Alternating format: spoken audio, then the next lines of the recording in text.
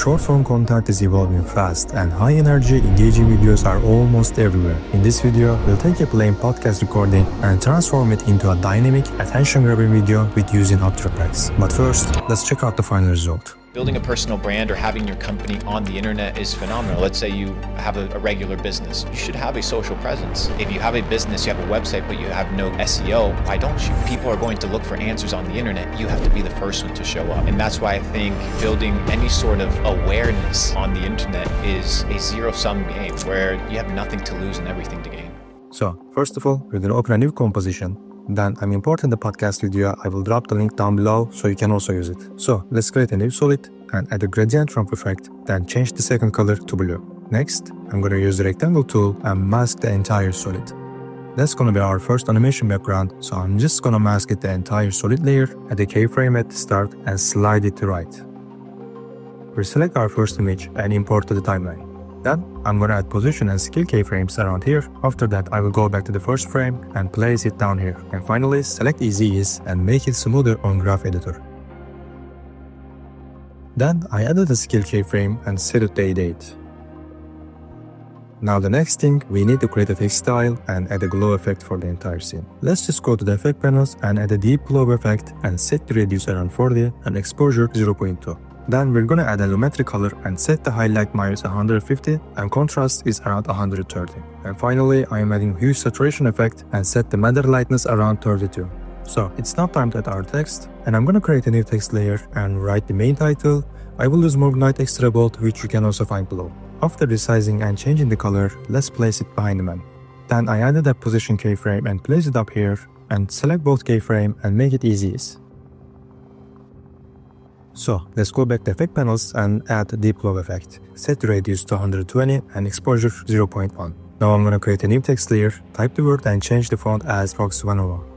Then change the color to black, center the anchor point and place it around here. As for the background, I went over the rectangle shape layer and changed the color as dark blue. Then I create a simple rectangle and placed it behind the text. I finished off with nice deep glow with an exposure 0.1.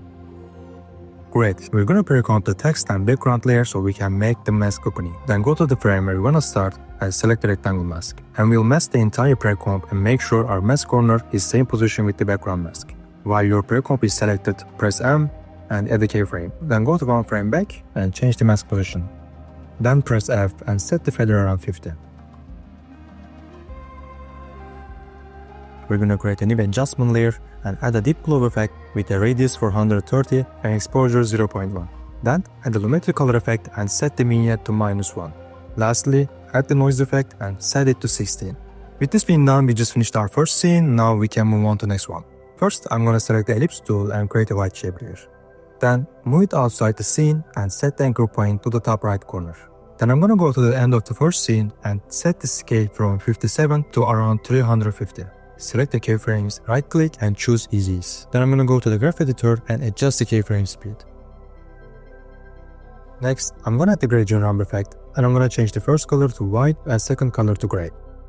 Then add the keyframe to blend with original and set it to 100. Then go to the end of the transition and set it to 0. These changes will make the white solid look more like a gradient. Now we can add the text, right click and create a new text layer and change the font to Europa Nova Regular. Then let's change the color to something like dark blue. Don't forget to align it to center of the scene. Then duplicate the first line and write the second text, which is on the internet. After rearranging the both layers, let's duplicate one more time and write our third line. Then change the font to Europa Nova Extra Bold and make the color black. And finally, change the font size to 95. Now select all layers and remove unnecessary parts. Now starting with the first line, we'll mask each word using the rectangle tool. Then we'll sync each word with the voiceover so that when the voiceover says the relevant word, it will appear at the same time. For the scale it up all the text layers, I'm gonna create a new null object and connect all text layers to it. And add a scale keyframe when the first letter appears, then change the scale to 108 by the end of the scene. And we're almost done with this section. We're just gonna add one final moment. Let's go back when the third line appears and select the pen tool. Then I'm gonna close the fill and open the stroke and set it to 8. Next, I will zoom in and drop a simple line but with a slight curve. And I'm gonna add rough and edge effect and change the edge type to rusty and set the border settings to 1. Then we'll open the shape layer settings, go to content, shape 1 and stroke 1. And open that and select trim path. And I'm gonna add a 1 keyframe to end. Then at the start of the third line, set it to 0. That completes our surgery. Let's add an adjustment layer, add the posterizer time and set it to 12. Select the background shape layer, add a position keyframe and move the shape layer to up. And swirl that in the graph editor, this will give a natural transition effect. So, it's now time to get into our third animation. Before we start, I would like to thank these two channels for the inspiration. Check out their videos, they are the best. Now, let's dive in. Let's open a new solid, which is gonna be our background and add a gradient ramp effect. Change the first color to blue and second one is black. Then set the ramp shape to radial ramp and move the blue color to center. Now we're gonna create a new shape layer, activate the 3D on layer, and then set the camera settings to advanced 3D because we're gonna use geometric shapes. Then open 2 view and select the top view. Great, so I will rotate 90 degrees and change the extrusion depth to 100. Then I change the color to blue and duplicate it, decrease its size and replace it on one of the edges. Then I increase the extrusion depth and make it taller, and I duplicate it 2 more times and place it to other edges. Next step, we're gonna add these 3D objects, so we'll go to Sketchfab and download the objects.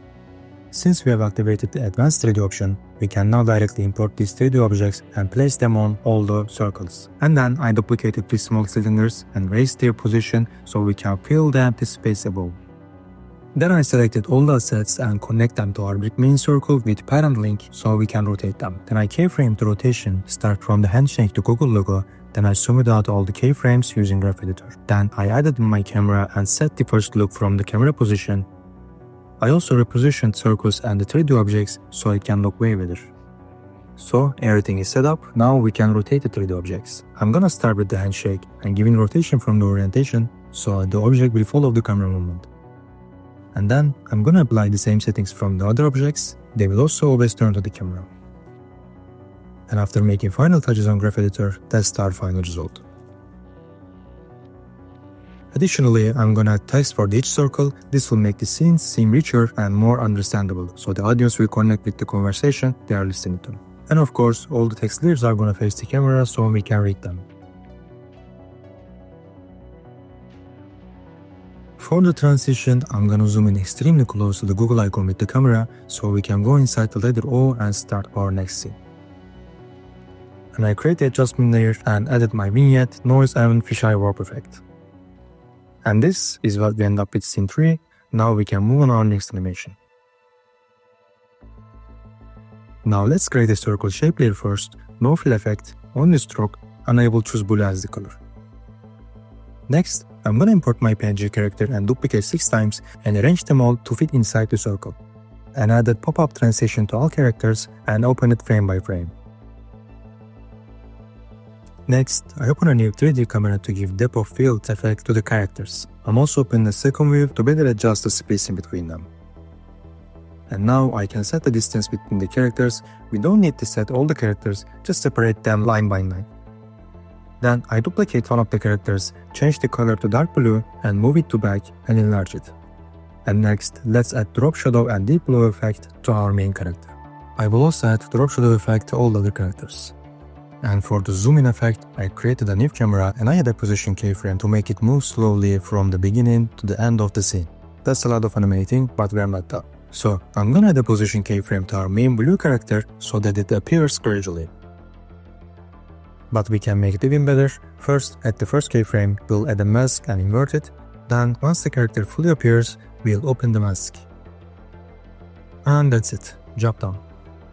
And I create an adjustment layer and add a fisheye warp effect. Then I add a warp keyframe at the start of the scene and set it to -40. Next, I add 2 more keyframes right before and after the main keyframe and set them to 0. Transition nicely done. Then I added a deep cloud adjustment layer, made the exposure 0.1, and I also added the matte color and set the vignette -1, and finally I added a noise effect and made the amount 16. So, before moving on to the next scene, let's create a null object and connect all the characters to it. Then I'm gonna add a position keyframe to null object and move it down and open the graph editor and make it smaller. And this is what we end up with the scene. It's now time to get into our next and final animation. First off, I'm gonna add a new rectangle, enable the fill, set the color to black, and disable the stroke. Let's duplicate our rectangle, disable the fill, and enable the stroke, set it to 5. That way, our graph background is ready. Now, I'm gonna grab a pen tool and draw a white graph line. Then I'm gonna go to the shape layer settings, navigate to stroke, and click the plus button next to dash. After that, I set the value to 25. So our graph is almost done. Now it's time to add the text. I'm gonna create a new text layer and write rate, then duplicate the layer and change it to time. I also duplicate one more time and change it as an awareness rate. That's gonna be our title. Next step, let's create 3 small circle shape layer and place them on our graph. Then we're gonna add text for each layer and place them right above the circles and change it as 1K, 5K, and finally 10K. Alright, there we go. Now this part is crucial, so please watch carefully. I'm gonna pre-compose the first shape layer and cut it where we wanna start the shader effect. Next, I'm gonna add the shader effects and change the view to render it. And then go to the shape, choose glass, and set the repetitions to 200. Then I'm gonna create a new white solid and hide the layer. Now let's zoom in into the scene, grab the pen tool and mask the solid on the shape layer.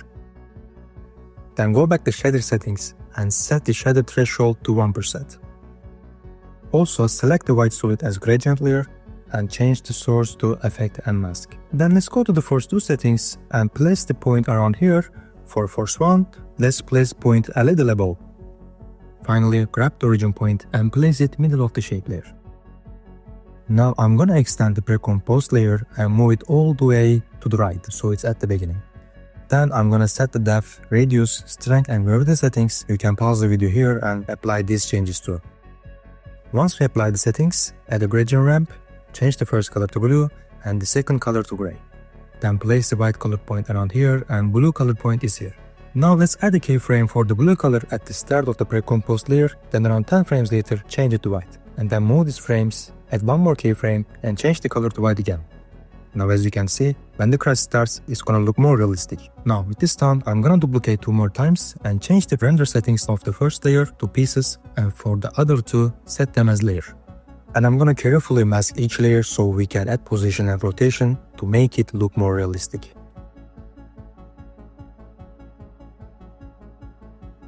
Now we have 3 separate parts and before adding the keyframes, I'm gonna replace the anchor points to the center of the layers. With this being done, select both layers except the piece layer, add the position and rotation keyframe to start, and around 1 second later, change the position and rotation for both, and around 1 second later, change the position and rotation for both the top half and bottom half.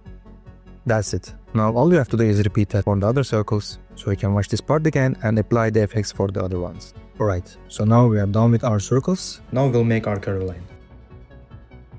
First off, I'm gonna grab a pen tool and enable the stroke and make it blue.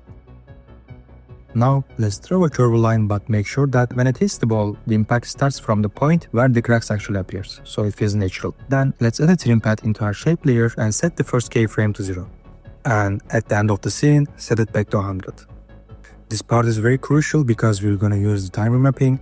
That means we'll adjust the speed of the line's movement so that just before the shape layer's crack, the line is in the right position. After that, we're gonna pre-compose the shape layer and add deep globe effect and set the exposure settings to 0.23. With this being done, I'm gonna create a null objects and connect all the layers to it. Then set the scale around here 115, then right before the scene ends, set it to 100.